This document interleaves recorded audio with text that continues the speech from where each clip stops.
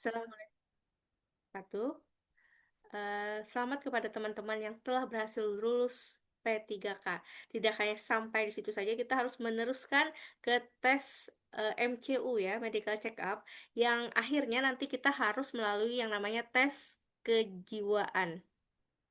Nah, di tes kejiwaan itu teman-teman harus bisa lulus satu kali saja, jangan sampai dua kali sampai tiga kali ya, karena soalnya itu cukup banyak dan membuat kepala kita jadi pusing. Nah, di sini saya akan berbagi tips and trick bagaimana cara agar kita bisa melewati eh, tes kejiwaan tersebut atau MMPI dengan satu kali saja. Oke, saya akan share dulu.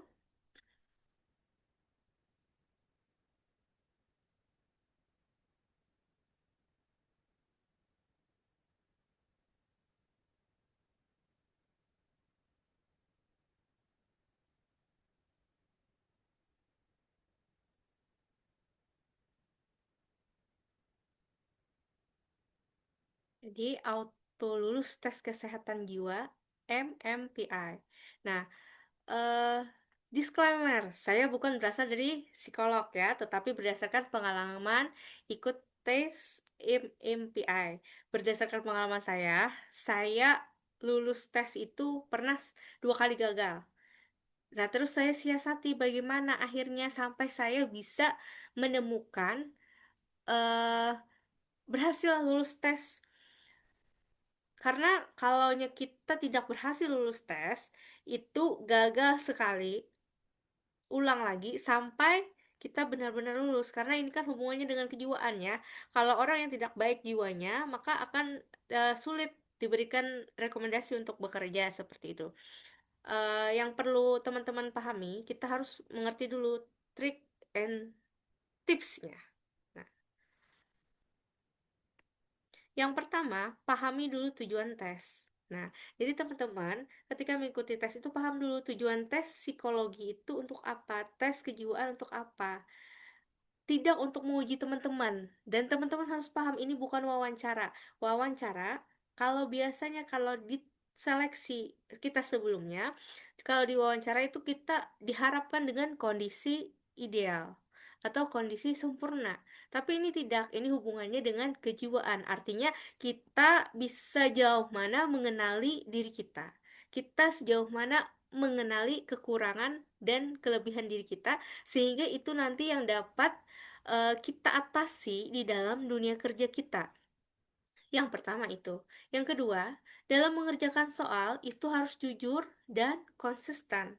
Artinya jujur gimana? Jujur itu ketika kita mengerjakan soalnya antara eh, kehidupan kita, kebiasaan kita sehari-hari itu harus benar dengan jawaban kita ketika menjawab soal karena nanti di sana ada pendeteksi kebohongan jadi kita nggak bisa bohong oh ternyata kita bohong nih di aspek kita suka marah ternyata teman-teman jawabnya nggak bisa marah nah di sana nanti kita akan bisa jadi hasilnya tidak terbaca atau invalid hasil MPI kita.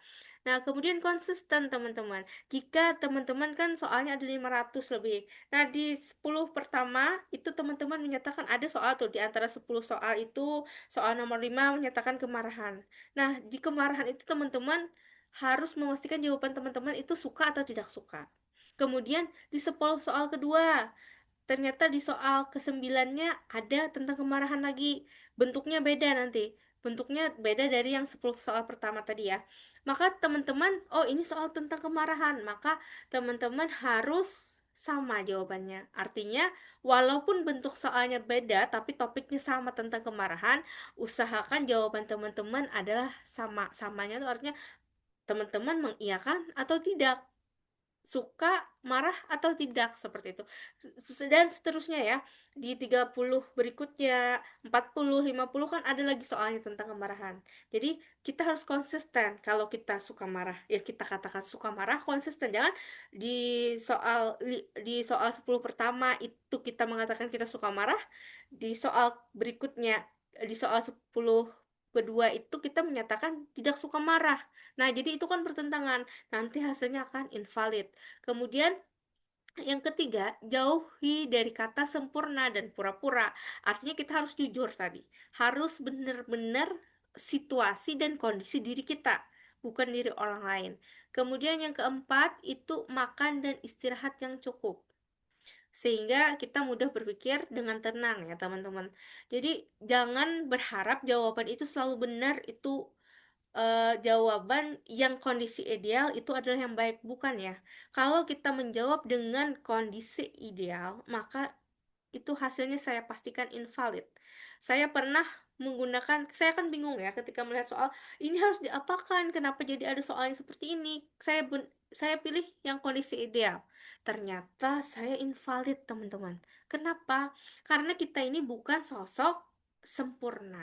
Jika di hasil kita itu menunjukkan kesempurnaan, artinya kita tidak pernah marah, kita tidak pernah kecewa, kita tidak pernah putus asa, kita tidak pernah menyerah, maka itu menunjukkan bahwa kita sudah manusia yang sempurna.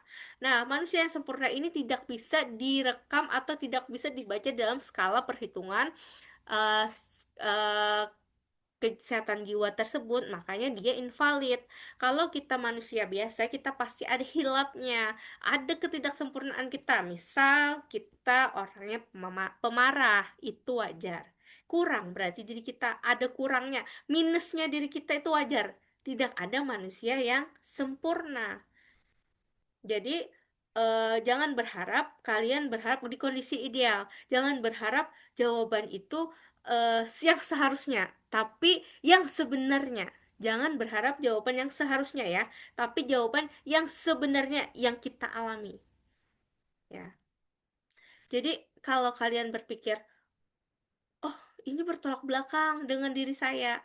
Nah, kita tinggal jawab aja sesuai dengan kondisi diri kita. Kemudian saat menjawab itu harus konsisten memang. Jadi kita tidak bisa lepas rel atau hilang fokus. Kalau kita ketika hilang fokus maka eh, hasil kita bisa juga invalid karena mungkin kita salah lingkari atau fokus kita hilang. Jadi wah, ini apa? Jadi saya harap teman-teman benar-benar fokus, makanya harus makan dan istirahat yang cukup agar setiap jawaban itu tidak ada yang terlewat. Karena kalau terlewat nanti hasilnya missing kan, missing menjadikan invalid juga. Nah, terus kita ke contoh soal ya kan. Yang pertama di sana ada aku sering merasa seolah-olah ada yang menyumbat dalam leherku. Nah, kalau ini teman-teman bisa jawab tidak ya. Aku sering merasa seolah-olah ada yang menyumbat dalam leherku karena kalau teman-teman jawab ya, berarti teman-teman ada gangguan, halusinasi. Kemudian seseorang harus berusaha memahami mimpinya sebagai petunjuk dan peringatan baginya. Itu kan juga hal-hal yang berhubungan dengan mistis, kaitannya dengan halusinasi. Jadi, kalau di teman-teman itu menjawab yang pertama ini adalah tidak tidak, maka yang kedua juga harus tidak. Jadi ada konsistensinya. Oh, ini kan berhubungan dengan metafisik ya. Aku sering merasa seolah-olah ada yang menyumbat dalam leherku kan kalau kita metafisik, oh ada sihir nih. Nah, seseorang yang harus berusaha memahaminya sebagai petunjuk dan peringatan juga metafisik.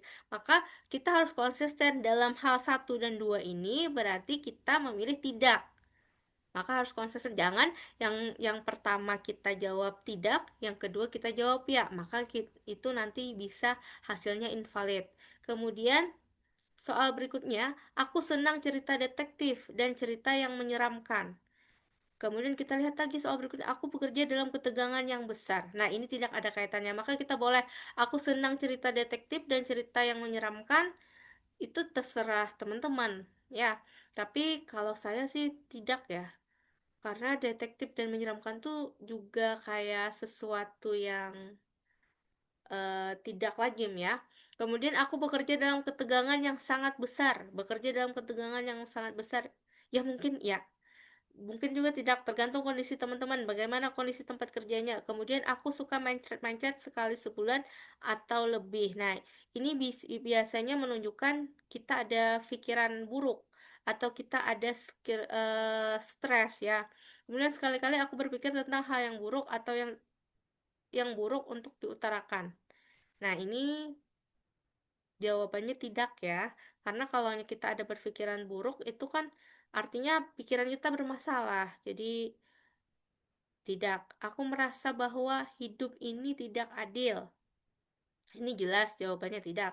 Ayahku seorang yang baik. Ini tergantung teman-teman ya. Misalnya ayah cukup ideal, kita bisa katakan ayah seorang yang baik. Aku jarang sekali terganggu sembelit. Nah, ini kan ada hubungannya. Aku jarang sekali terganggu dengan sembelit dan aku suka mencret-mencret nih. Pada poin di sini, aku suka mencret-mencret sama aku jarang sekali terganggu sembelit.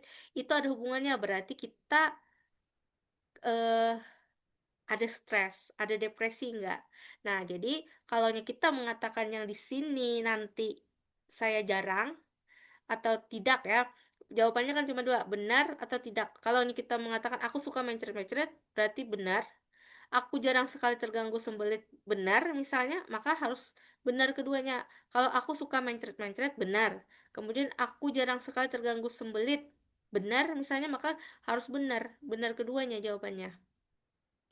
Aku suka mencret-mencret, berarti dia stres. Kalau orang yang jarang sekali terganggu sembelit atau kesukaran buang air besar, jarang ya, kalimatnya di sini jarang. Berarti dia tidak pernah terganggu sembelit, berarti dia tidak ada stres. Kalau di sini tadi mencret-mencret stres, di sini tidak stres, maka di sini kalau Anda memang ada stres, benar. Yang di sini jarang sekali berarti tidak benar karena Anda ada stres. Tapi kalau Anda tidak ada stres, maka ini yang di atas ini benar, yang di bawah tidak benar. Karena itu tergantung situasi Anda sendiri. Bagaimana kondisinya, apakah benar ada mencret, kemudian jawabannya yang di bawah pasti tidak mungkin orang yang suka mencret-mencret kemudian suka sembelit, itu kan bertentangan, jadi harus konsisten ya. Bila mana aku melamar pekerjaan baru, aku ingin tahu siapa yang harusnya aku hubungi lebih dulu. Nah, ini bisa ya ya. Karena kita harus tahu dulu siapa yang kita kontak person untuk menanyakan apa yang harus kita bawa, kemudian kapan kita bisa mengantar lamarannya kayak gitu. Kemudian, kehidupan seksku cukup memuaskan. Misalnya jawabannya ya, aku pernah ingin sekali lari dari rumah. Misalnya tidak ya, pada waktu-waktu tertentu aku tertawa dan menangis tanpa dapat dikuasai. Misalnya tidak. Kemudian aku terganggu oleh serangan rasa mual dan muntah-muntah. Nah, ini ada hubungannya lagi. Mual, muntah-muntah dengan sembelit, dengan mencret-mencret tadi. Bila kita mengatakan A di sini juga harus A, di sini juga harus A. Perhatikan kata-katanya. Kalau jarang berarti berlawanan dengan ini ya. Jadi pokoknya harus satu tema, dia harus satu tema yang konsisten itu. Misalnya temanya kemarahan, maka di dalam kemarahan harus konsisten. Kalau temanya depresi, maka di dalam depresi itu harus konsisten. Nah, sekian tips dan trik saya. Semoga bermanfaat bagi teman-teman. Jangan lupa like, comment, dan subscribe-nya ya. Terima kasih.